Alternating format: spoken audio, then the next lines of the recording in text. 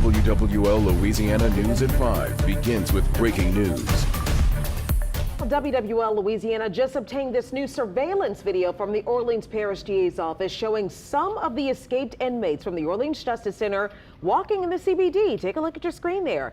It shows the inmates walking in an alley near Barone Street just after 2 a.m. This is on Friday. That's about an hour after the jailbreak happened. Now that is just the latest in a day full of new information on that jailbreak. Thanks for joining us. I'm Sharice Gibson. And I'm Katie Moore. We have multiple new developments on the investigation into the prison escape. 5 escapees remain on the run tonight. And we're now finding out that 2 people have been arrested for helping some of them after that jailbreak. And we're diving into the history of one of those many escapees who reportedly has experience breaking out of jail. And the Orleans Parish DA and Louisiana Attorney General toured the Orleans Justice Center as they tried to identify what led to this escape. But first, we go live to our Whitney Miller, who is live near the location. This is where one of the inmates, Corey Boyd, Whitney, was captured last night. Yeah, she has details on the 2 alleged accomplices who police say helped him. Whitney, what'd you find out?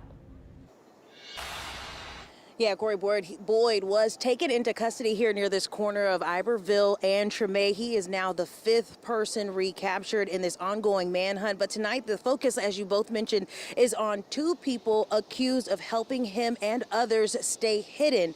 32-year-old Courtney Harris of New Orleans and 38-year-old Corvante Baptiste of Slidell are now behind bars themselves. State police say both played key roles in helping the escapees after they broke out of the Orleans Justice Center on Friday. Now, investigators say Harris was in contact with at least 1 inmate who's still on the run, and she allegedly drove 2 escapees to several spots around New Orleans. Baptiste is accused of helping Corey Boyd directly, communicating with him on social media and even delivering him food while he hid out inside of this neighborhood. Now, both Harris and Baptiste are charged with being accessories after the fact. That's a felony under Louisiana law, and if convicted, they can face up to 5 years in prison each. And tonight, law enforcement is again warning the public that helping a fugitive is a serious crime, and they will hold anyone who is doing that accountable. I will tell you both that here in this neighborhood, I have seen police doing some patrols, if that sheds any light on just how serious this manhunt is. For now, in New Orleans, Whitney Miller, WWL, Louisiana. All right, Whitney, thanks so much. And law enforcement is playing a possibly dangerous game of cat and mouse with a man all too familiar with breaking the rules. Antoine Massie, he's one of the 5 inmates still on the run after escaping the Orleans Parish Justice Center. And as Eleanor Tabone explains, this is not the first time he's escaped. Last Friday, just after lunch, 6 inmates escaped from the city's juvenile jail called the Youth Study Center. Before the Juvenile Justice Intervention Center became what it is today, it was the Youth Study Center. In 2007, Antoine Massie escaped from here. According to our partners at NOLA.com, police found Antoine Massie on the Interstate 10 service road in eastern New Orleans. At the time, Massie was being held on armed robbery and aggravated assault charges. The bottom line is that every child that's detained in that facility poses a great and grave risk to public safety, and that's the reason they're detained there. NOLA.com reported at the time the juveniles took advantage of a broken lock to get into a room that contained metal shackles, then used the heavy objects to break a window and escape. Fast forward to 2019. He escaped from Morehouse Detention Center, just outside of Monroe. He was caught the same day, but in Texas. I believe that Antoine Massie probably wasn't handled properly. Then in 2023, Massie did it again. In November of 2023, Antoine Massie was ordered into our ankle monitor program, and he was placed on ankle monitor, and 2 very short hours later, he cut his ankle monitor off. Matt Dennis with Assured Supervision Accountability Program, or ASAP, an electronic monitoring company, says Massie was a red flag from the start. The truth is, Antoine Massie didn't just escape my ankle monitor.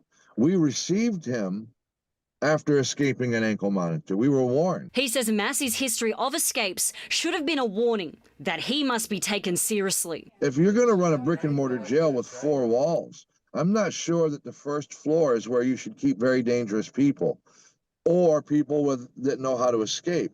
I don't think that you should keep them on a tier or in a pod where there's no live deputies walking around. According to documents WWL Louisiana got this week, investigators say 33-year-old Sterling Williams, a jail maintenance worker, is facing charges after he confessed to helping the 10 inmates escape. The documents say he acted under orders from escaped inmate Antoine Massie, who allegedly threatened to shank him if he refused. Antoine Massie doesn't belong on an ankle monitor.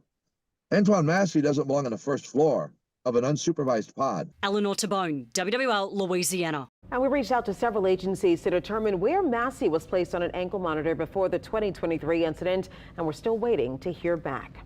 In the meantime, state and local leaders are looking for answers inside the walls of the Orleans Justice Center. Amelia Strahan was there as the DA and the Attorney General toured the facility today. So, Amelia, were they looking for anything specific? Do we get any new information from them? So Katie and Charisse, District Attorney Jason Williams says that getting your eyes on a crime scene is the first step towards serving justice. And that's exactly what this was today. So as they walked through the halls here at Orleans Justice Center, they were looking for anything, any evidence that might lead them to how this happened and who is to blame for it. Security failures leading to a historic jailbreak in Orleans Parish are slowly unfolding. I saw the locks issues, I saw the hinges issue, I saw what they were talking about with the sliding doors. There's still probably 160 of them, of doors that in some form need to be fixed. For the first time since the breakout, city and state officials laid eyes on the crime scene. I wanted to see exactly where they were able to scale the wall, what door they went out of, how it was secured. I wanted to see the back portion of that toilet area. To preserve the investigation, District Attorney Jason Williams wouldn't speak to the vulnerabilities inside the walls of the jail. And how exactly 10 prisoners managed to escape Orleans Parish Justice Center is still unclear. But outdated security systems, broken cameras, and vendor confusion were just a few of the failures the sheriff's office cited in Tuesday's city council meeting. That assessment outlines that the current system in place, it will fail within the next 2 years. For that footage that we've all now seen, where you have the 10 inmates running outside the facility, is there a door sensor there? No, that is not an exit door, but there are some vulnerabilities of the facility that weren't there initially. But Attorney General Liz Murrill says the failures stretch far beyond broken security systems and believes the length of inmates' stay in what should be a short-term facility is part of the problem. We aren't going to get long-term structural change in the system at this facility unless we can manage the amount of time that people are having to spend here, and that means their cases have to be moved. And Williams says one thing is clear. Responsibility lies with more than just one person. Who all was involved in this jailbreak? Who assisted, who knew, and when?